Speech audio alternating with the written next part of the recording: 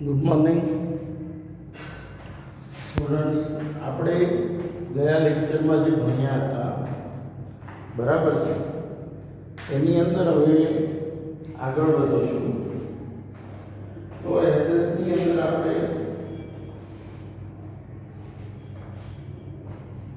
છેલ્લે કુદરતી સંસાધનો જે પાઠ છે પાઠ નંબર 8 એની શરૂઆત કરી હતી અને એમાં આપણે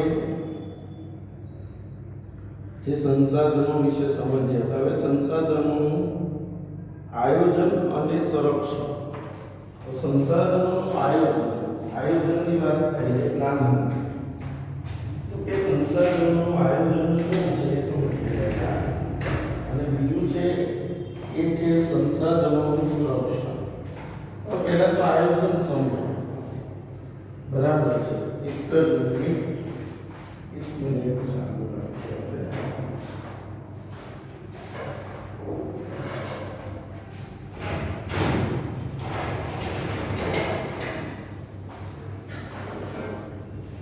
સંસાધનોનું આયોજન. તો કે કુદરતની અંદર જે સંસાધનો છે એ બધા જ સંસાધનો છે એનું પ્રમાણ અલગ અલગ છે. સંસાધનોનું આયોજન એટલે શું?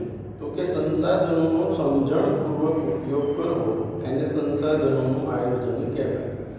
એટલે કેવું છે કે પહેલા તો સંસાધનોનું આયોજન કરવા માટે કોઈ પણ દેશ પાસે કેટલા સંસાધનો છે એ નક્કી કરો. એકવાર એ સંસાધનો નક્કી થઈ જાય, બરાબર છે,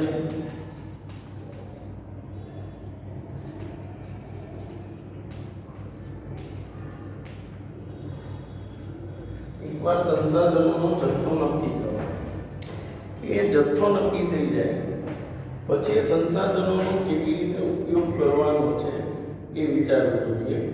એટલે સંસાધનોનું સંરક્ષણ એટલે શું? સંસાધનોનો સમજણપૂર્વક ઉપયોગ કરવો, સંસાધનોને બચાવવા, એનું સંરક્ષણ છે. તો સંસાધનોનું આયોજન કરવા માટેનો પહેલો રસ્તો શું છે કે દેશની અંદર કેટલા સંસાધનો ઉપલબ્ધ છે એનું પ્રમાણ નક્કી કરો. પછી એ સંસાધનોની ફાળવણી કરો. જે સંસાધનો છે એના કુલ જથ્થાને વર્ષો વડે ડિવાઇડ કરી દો કે ભાઈ આપણે આટલા સંસાધનો છે ને આટલા વર્ષ સુધી આ ઉપયોગમાં આવવા જોઈએ તો એટલા વર્ષો વડે ડિવાઇડ કરો. જે આવ્યા એટલા જ સંસાધનો દર વર્ષે વાપરવાના, એનાથી વધુ એ સંસાધનનો ઉપયોગ નહીં કરવાનો, તો આપણે એનો લાંબો સમય સુધી ઉપયોગ કરી શકીએ. એટલે સંસાધનોનું સંરક્ષણ શું છે? તો કે કોઈ પણ સંસાધનનો આપણે સમજણપૂર્વક ઉપયોગ કરીએ તેને સંસાધનોનું સંરક્ષણ કહેવાય. તો હવે સમજીએ છીએ સંસાધનોનું આયોજન અને સંરક્ષણ. તો માનવીની જરૂરિયાતો અમર્યાદિત છે, જ્યારે કુદરતી સંસાધનો મર્યાદિત છે. છેલ્લા 100 વર્ષોમાં માનવી દ્વારા વિજ્ઞાન અને ટેકનોલોજી ક્ષેત્રે થયેલા અસાધારણ વિકાસથી અને ભયંકર વસ્તી વિસ્ફોટના કારણે સંસાધનોનો વપરાશ ખૂબ જ વધી ગયો છે. પેજ નંબર 60 પર છે, બરાબર. છેલ્લા 100 વર્ષોમાં માણસે જે આગેતરના સંસાધનોનો ઉપયોગ કર્યો છે, ટેકનોલોજીનો જે વિકાસ થયો છે, એના લીધે સંસાધનોનો બેફામ ઉપયોગ થઈ રહ્યો છે. આ પરિસ્થિતિ વિશે ગંભીરતાથી નહીં વિચારીએ તો ભવિષ્યમાં તેના માઠા પરિણામો ભોગવવા પડશે. તો આના વિશે આપણે ગંભીર નહીં બનીએ અને લાંબુ નહીં વિચારીએ તો આના પરિણામો બહુ ખરાબ આવશે. કારણ કે નજીકના ભવિષ્યમાં જે સંસાધનો ખૂટી જશે તો માનવ જાતિ માટે મુશ્કેલી સર્જાશે. એટલે જ તો ભવિષ્યની પેઢીઓ માટે સંસાધનોનું સંરક્ષણ કરવું એ આપણા સૌની ફરજ છે. સંસાધનોનું સંરક્ષણ કરવું એટલે સંસાધનોનો વિવેકપૂર્ણ ઉપયોગ કરવો. મેં કીધું તમને હમણાં, સંસાધનોનું સંરક્ષણ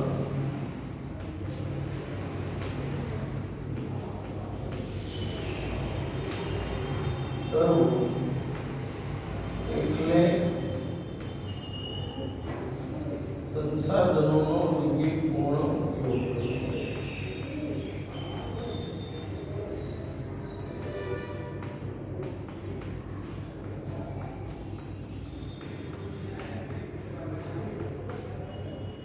બરાબર છે. સંરક્ષણ શબ્દનો સીધો સંબંધ સંસાધનોની અછત. તમને કોઈ વસ્તુનું સંરક્ષણ કરવાનું કેમ કે આની બચત કરવાનું, એનો મતલબ એ વસ્તુનો જથ્થો હવે કેવો છે, ઓછો છે અને ભવિષ્યમાં ખૂટી જવાનો છે, તો જ કોઈ તમને એનું સંરક્ષણ કરવાનું કે. કારણ કે જેનો જથ્થો મર્યાદિત હોય એનું સંરક્ષણ કરવાનું વિચારે, જેનો જથ્થો વધારે છે એનું સંરક્ષણ કરવાનું ક્યારેય વિચારવામાં આવતું નથી. એટલે સંરક્ષણ કરવું એટલે એ સંસાધનોની અછત છે. બરાબર. વર્તમાનમાં જે રીતે દોહન એટલે વપરાશ અથવા બગાડ, દોહન એટલે વપરાશ અથવા બગાડ, વર્તમાનમાં જે રીતે દોહન થતું રહ્યું છે તે પ્રકારે સંસાધનોનું આડેધડ દોહન, અત્યાર સુધી આપણે જે રીતે આડેધડ વપરાશ કરી રહ્યા છે ને, આવું આડેધડ વપરાશ, બરાબર છે, અને અવિવેકભર્યો વપરાશ જો ચાલુ રહેશે તો વિકાસ અને વર્તમાન જીવન સ્તર જાળવી રાખવું લગભગ સ્વપ્નવત થઈ જશે. તો વિકાસ કરવો અને આજની જે આપણી લાઈફસ્ટાઈલ છે એ જાળવી રાખવું મુશ્કેલ થઈ જશે. તે માટે તેનો વિવેકપૂર્ણ ઉપયોગ, તેનું સંરક્ષણ અને પુનઃ ઉપયોગ જેવી બાબતો તેમાં સમાવેશ છે. જ્યારે કોઈ વૃક્ષ કે જીવના અસ્તિત્વ પર સંકટ હોય ત્યારે તે માટે ગોઠવેલ વ્યવસ્થા અને તેનું સંરક્ષણ થાય છે. બરાબર છે. યાદ રાખો, સંરક્ષણ શું છે? જ્યારે કોઈ વૃક્ષ કે જીવના જીવન પર જોખમ હોય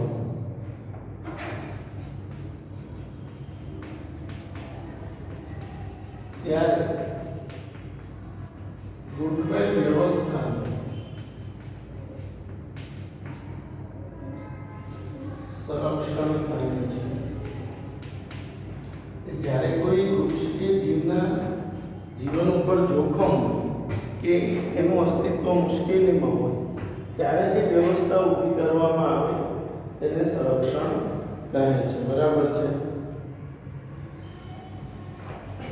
સંસાધનના આયોજન અને સંરક્ષણ માટેની બાબતોનો વિગતવાર સમજીએ. સંસાધનોનું આયોજન અને સંરક્ષણ માટેની બાબતો તો ધ્યાન રાખજો બધા. પહેલું, સૌથી પહેલા કોઈ એક દેશ કે પ્રદેશને એક એકમ ગણી તેના ઉપયોગમાં લેવાયેલા અથવા વપરાયેલા કે સંભવિત સંસાધનોની ઉપલબ્ધિ અને વિશેષતાઓ બાબતે જાણકારી મેળવવી. તો કેવી રીતે સંસાધનોનું સંરક્ષણ કરવાનું? તો પહેલું, કોઈ પણ દેશમાં આજ સુધી ઉપયોગમાં લીધેલા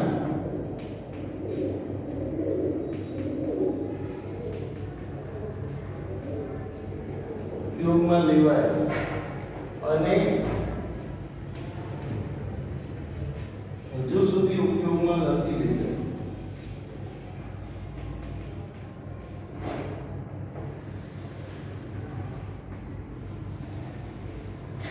એવા સંસાધનોની જાણકારી મેળવવી.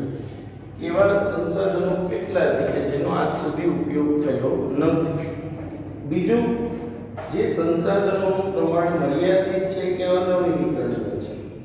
જે અનવીનીકરણીય છે, પુનઃ અપ્રાપ્ય છે, પેટ્રોલ, ખનિજ તેલ, કુદરતી ગેસ, તો કે જેનું બીજી વાર ઉત્પાદન થઈ શકતું નથી, જે અનવીનીકરણીય છે, બરાબર, તેનું વૈજ્ઞાનિક ઢબે દોહન કરવું જોઈએ અને તેનો વપરાશ અનિવાર્ય હોય ત્યાં જ કરવાનો. વૈજ્ઞાનિક ઢબે આધુનિક પદ્ધતિથી વપરાશ કરવો જોઈએ, જરૂર હોય તેવો જ તેનો વપરાશ કરવો જોઈએ, આડેધડ વપરાશ ન કરવો જોઈએ. એટલે આ ઘણા અત્યારે તમારી જેવા છોકરાઓ હાલને ભાઈ એક બાઇકમાં આંટો મારતો, હાલને એક પીવામાં ફરતો, એ ખોટી વસ્તુ છે. એ ખોટો વપરાશ છે પેટ્રોલ ડીઝલનો. કારણ કે એમાં આપણા ખર્ચો થાય છે, આપણા રૂપિયા પણ વપરાય છે, સાથે દેશને પણ એટલું પેટ્રોલ ડીઝલ દેશમાં ઘટતું જાય છે. એટલે એવો ખોટો અવિવેકભર્યો ઉપયોગ ન કરવો જોઈએ. ત્રીજું, જે સંસાધનોની માત્રા વધારી શકાય હોય તેના માટેના પ્રયત્નો કરવા જોઈએ. જેનું પ્રમાણ આપણે વધારવા માટે સક્ષમ છીએ, જે સંસાધનોની માત્રા વધારી શકાય હોય તેના માટેના પ્રયત્નો કરવા જોઈએ અને પગલાં ભરવા જોઈએ. જેમ કે જંગલો, તો જંગલો છે એનું પ્રમાણ વધારી શકાય તો એનું પ્રમાણ વધે એવા પગલાં ભરવા જોઈએ. પછી ચોથું, જે સંસાધનો વર્તમાનમાં સૌગા કે સહજ ઉપલબ્ધ હોય, આજે જે સસ્તા છે અને સરળતાથી મળી રહે છે સોંગા કે સહજતાથી ઉપલબ્ધ હોય તેને વેડફવાને બદલે ભાવિ જરૂરિયાત માટે કરકસર કરવી સાચવવા જોઈએ. તેને વેડફવાના નથી, પણ આવનારી પેઢીઓ માટે અને ભાવિ જરૂરિયાતો માટે સાચવવા જોઈએ. આ તો પુષ્કળ મળે છે ને આડેધડ વાપરો એવું હોવું જોઈએ નહીં. કારણ કે આજે સસ્તા છે અને સરળતાથી મળે છે, પણ જો આપણે આવી જ રીતે એને બેફામ વાપરીશું તો આવનારી પેઢીઓને એ મેળવવામાં પણ મુશ્કેલીઓ પડશે. એટલે જે સંસાધનો વર્તમાનમાં સોંગા સસ્તા કે સહજ ઉપલબ્ધ હોય તેને વેડફવાને બદલે ભાવિ જરૂરિયાત માટે કરકસર કરી સાચવવા જોઈએ. જે મર્યાદિત માત્રામાં ઉપલબ્ધ છે તેવા સંસાધનો જાળવી રાખવા. જે મર્યાદિત માત્રામાં છે, જેનું પ્રમાણ મર્યાદિત છે, તે જાળવી રાખવા. તકનીકી વિકાસ દ્વારા તેના વૈકલ્પિક સ્ત્રોતની શોધ લાંબા ગાળે વધારે ફાયદા. તકનીકી શોધ વિકાસ દ્વારા ટેકનોલોજીકલ વિકાસ કરીને તેના વૈકલ્પિક સ્ત્રોતની શોધ લાંબા ગાળે ફાયદાકારક બને છે. બરાબર છે. સંસાધનોના સંરક્ષણ માટે તંત્ર દ્વારા જરૂરી કાયદા કે નિયમો બનાવી તેનું અમલીકરણ. સરકાર દ્વારા, તંત્ર દ્વારા કાયદા બનવા જોઈએ અને કાયદાઓનું પાલન કરવું જોઈએ. ભાઈ આ સંસાધનોને બચાવવાના છે, માટે આ કાયદાનું પાલન કરવું પડશે. અને છેલ્લે નાગરિકો અને સંસાધનોનો વિવેકપૂર્ણ ઉપયોગ સાથે જોડાયેલી તમામ બાબત અંગે વાકેફ કરી જનજાગૃતિ કરવી જોઈએ. નાગરિકોને જાગૃત કરવા જોઈએ, કારણ કે અંતે યુઝ કોણ કરે છે? નાગરિકો. જો નાગરિકોને તમે સમજાવશો, જાગૃત કરશો કે ભાઈ આ સંસાધનો મર્યાદિત છે, આપણે બેફામ ન વાપરવા જોઈએ, એનાથી દેશની સંપત્તિને નુકસાન થાય, એ રીતે સમજણ આપવી જોઈએ. એટલે આ થયું સંસાધનોનું સંરક્ષણ. બરાબર છે. આયોજન અને સંરક્ષણ. ફરીવાર આપણે 7 મુદ્દા જે છે એ જોઈએ છીએ. જો પહેલું, કોઈ એક દેશ કે એકમ પ્રદેશને એક એકમ મળે, એમાં ઉપયોગમાં લેવાયેલા, આજ સુધી ઉપયોગમાં લીધેલા અને હજુ સુધી ઉપયોગમાં નથી લીધેલા એવા સંસાધનો છે, એની ઉપલબ્ધિ અને વિશેષતાઓ બાબતે જાણકારી મેળવવી જોઈએ. જે સંસાધનો અનવીનીકરણીય છે તેનું વૈજ્ઞાનિક ઢબે દોહન કરવું જોઈએ અને તેનો વપરાશ અનિવાર્ય હોય ત્યાં જ કરવો જોઈએ. બરાબર. જે સંસાધનોની માત્રા વધારી શકાય તેમાં તેના પ્રયત્નો કરવા જોઈએ. જે સંસાધનો આજે સરળતાથી ઉપલબ્ધ છે અને સસ્તા છે તેને વેડફવાને બદલે કરકસર કરી ભાવિ જરૂરિયાત માટે સાચવવા જોઈએ. જે મર્યાદિત માત્રામાં છે તેવા સંસાધનો જાળવી રાખવા. તકનીકી વિકાસ દ્વારા તેના વૈકલ્પિક સ્ત્રોતની શોધ લાંબા ગાળે વધારે ફાયદાકારક છે. બરાબર. ટેકનિકલ વિકાસ દ્વારા તેની શોધ લાંબા ગાળે ફાયદાકારક છે. સંસાધનોના સંરક્ષણ માટે તંત્ર દ્વારા જરૂરી કાયદા કે નિયમો બનાવી તેનું અમલીકરણ કરાવવું જોઈએ. સરકારે કાયદાઓ બનાવવા જોઈએ, એનું અમલીકરણ. અને છેલ્લે નાગરિકોને સંસાધનોના વિવેકપૂર્ણ ઉપયોગ સાથે જોડાયેલી તમામ બાબત અંગે વાકેફ કરી જનજાગૃતિ કેળવવી જોઈએ. હવે જે ટોપિક ભણવાનું છે એ છે જમીન નિર્માણ. હવે આ જે જમીનનું નિર્માણ છે એ કેવી રીતે થયું? પહેલી વસ્તુ જમીન. તો જમીન કોને કહેવાય? પૃથ્વીના પોપડાના ઉપરના પાતાળ સ્તરને આપણે જમીન કહીએ છીએ, જેમાં રેતી, કાંકરા, માટી, પથ્થર દરેક વસ્તુનો સમાવેશ થાય છે. બરાબર છે. પૃથ્વીની સપાટી, પૃથ્વીના પોપડાના ઉપરના પાતળા સ્તરને શું કહીએ છીએ? જમીન કહીએ છીએ. બરાબર. તો હવે આપણે સમજીએ છીએ જમીન એ શું છે. સામાન્ય રીતે ભૂસપાટીનું ઉપર જેમાં વનસ્પતિ ઉગે છે, જેમાં શું ઉગે છે? વનસ્પતિ. તેને આપણે જમીન તરીકે ઓળખીએ છીએ. જમીન પૃથ્વીના પોપડા પરના અનેકવિધ ગણોથી બનેલું એક પાતળું પડ હોય છે. જમીન શું છે?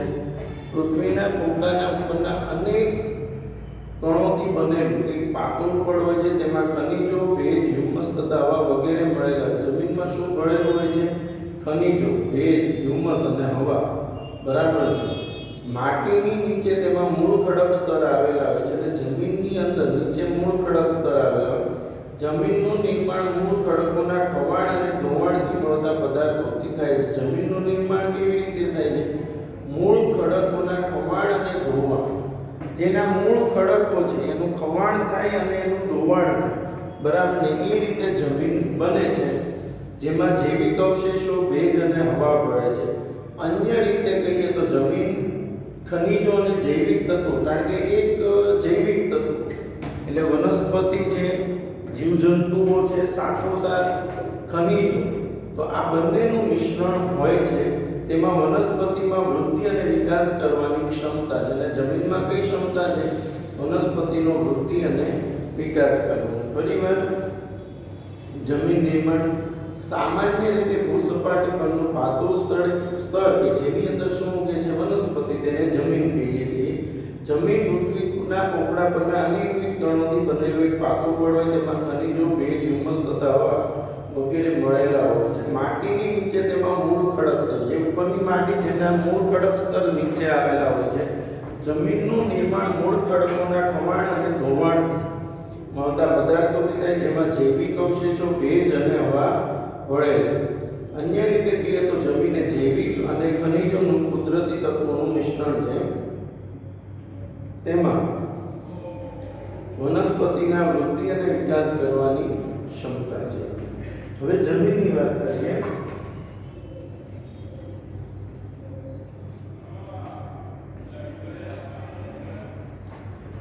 પૃથ્વીના પોપડાની સૌથી ઉપરની સપાટી કે પડ, જેને આપણે જમીન કહીએ છીએ, તેમાં વનસ્પતિના વૃદ્ધિ અને વિકાસ માટે જરૂરી એવા ખનિજ દ્રવ્યો અને જૈવિક દ્રવ્યો, એક ખનિજ દ્રવ્યો અને બીજા જૈવિક દ્રવ્યો આવેલા હોય છે. જો કે તેનું પ્રમાણ બધી જમીનમાં એક સરખું હોતું નથી. પણ જો કે એનું પ્રમાણ જે છે એ બધી જમીનમાં એક સરખું હોતું નથી. આમ જમીન એટલે સેન્દ્રિય પદાર્થ, ઝીણા કણોવાળો ઓછો ખડક પદાર્થ. જમીન એટલે શું? પહેલા વ્યાખ્યા આપણે જે ભણતા તે પૃથ્વીના પોપડાના ઉપરનું પાતળું સ્તર, અથવા બીજું જમીન એટલે સેન્દ્રિય પદાર્થો, ઝીણા કણોવાળો ઓછો ખડક પદાર્થ. અર્થાત ભૂપૃષ્ઠ પરના માતૃ ખડક અને વનસ્પતિ દ્રવ્યોના મિશ્રણથી બનતા અસંગઠિત પદાર્થોનું પડ કે સપાટી.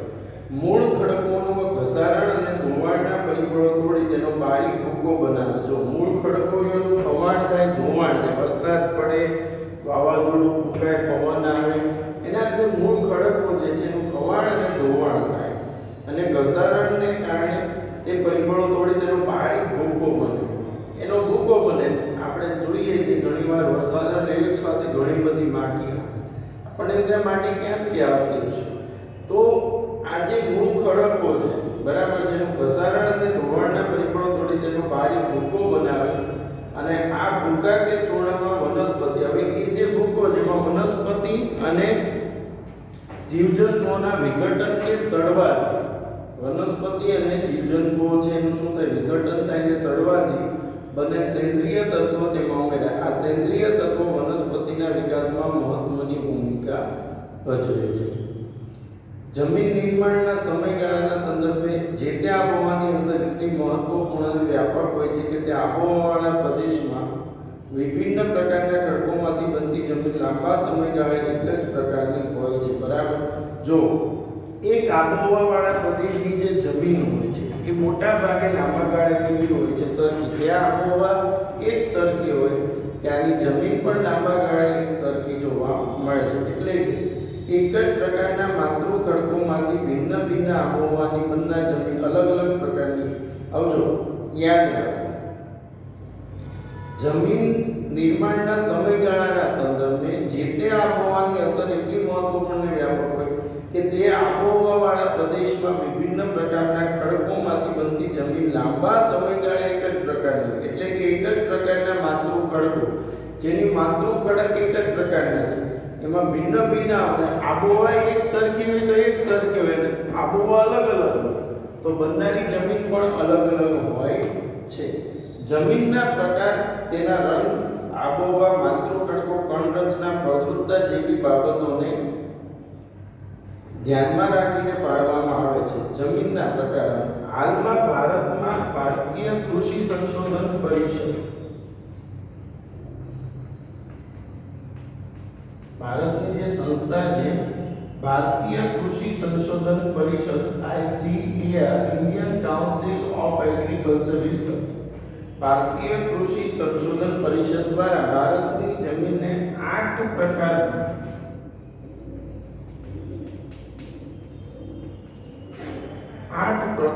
વહેંચવામાં આવી છે. જે પૈકી પર્વતીય જમીન અને જંગલ પ્રકારની જમીન પર્વતીય ક્ષેત્રમાં જુદી જુદી ઊંચાઈએ જોવા મળે છે.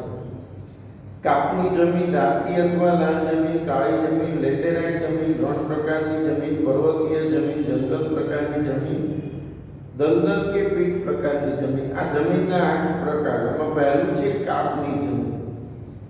હવે કાપની જમીનની વાત કરીએ તો દેશની અંદર બરાબર છે આ પ્રકારની જમીન કુલ ક્ષેત્રફળના 43% ક્ષેત્રફળમાં ફેલાયેલી છે. ભારતનો જે કુલ વિસ્તાર છે એમાં 43% ભાગમાં કઈ જમીન આવેલી છે? કાપની જમીન. બરાબર છે. હવે કાપની જમીન ભારતના કુલ ક્ષેત્રફળમાં 43% ભાગમાં ફેલાયેલી છે. બરાબર છે.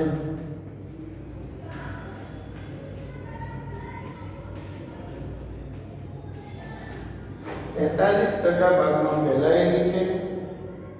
પૂર્વમાં બ્રહ્મપુત્ર ખીણથી શરૂ કરીને પશ્ચિમમાં સતલુજ નદી સુધી ઉત્તર ભારતનું મેદાન.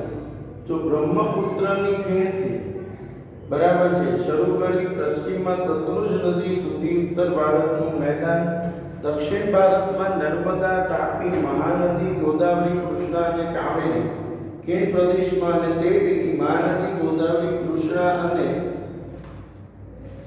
કાવેરીનો મુખ ત્રિકોણ પ્રદેશમાં આ પ્રકારની જમીન આવેલી છે. એટલે આ જમીન મોટા ભાગે જ્યાં નદીઓ વહે છે અને નદીઓ કે જેમાં દર વર્ષે પૂર આવે છે અને જ્યાં નવો કાપ પથરાય છે ત્યાં જમીન જોવા મળે છે. બરાબર છે. જો કે ભાઈ બ્રહ્મપુત્ર ખીણથી શરૂ કરે. બ્રહ્મપુત્રની ખીણથી છે સતલુજ નદી સુધી ઉત્તર ભારતનું મેદાન. બરાબર. એટલે નદીઓનો ત્રિકોણ પ્રદેશ થયો.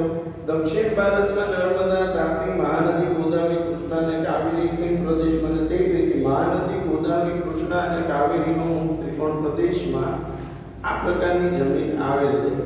કાપની જમીનનું નિર્માણ નદીઓ દ્વારા નિક્ષેપિત, આપણે કીધું દર વર્ષે વરસાદ આવે, પૂર આવે અને જે નદીઓમાં નવો કાપ પથરાય તેના લીધે આવવાની છે. આ જમીનમાં પોટાશ, ફોસ્ફરિક એસિડ અને ચૂનાનું પ્રમાણ વધારે જોવા મળે. પોટાશ, ફોસ્ફરિક એસિડ અને ચૂનાનું પ્રમાણ વધારે જોવા મળે.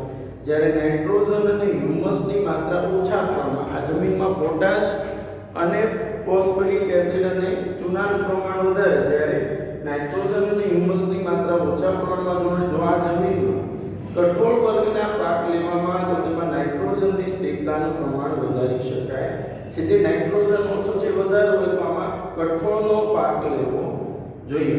આ પ્રકારની જમીનમાં ઘઉં, ચોખા, શેરડી, શણ, કપાસ, મકાઈ, તેલીબિયાં વગેરે પાકો લેવામાં આવે છે. બરાબર. જો તમે ઉપર આ જે નકશો છે તો નકશાની અંદર આ પીળો જે પણ ભાગ દેખાય છે એ કાપની જમીન દર્શાવે છે. બરાબર છે. હવે આપણે આવતા લેક્ચરની અંદર રાતી અથવા લાલ જમીન ત્યાંથી શરૂ કરીશું. બરાબર છે. Thank you.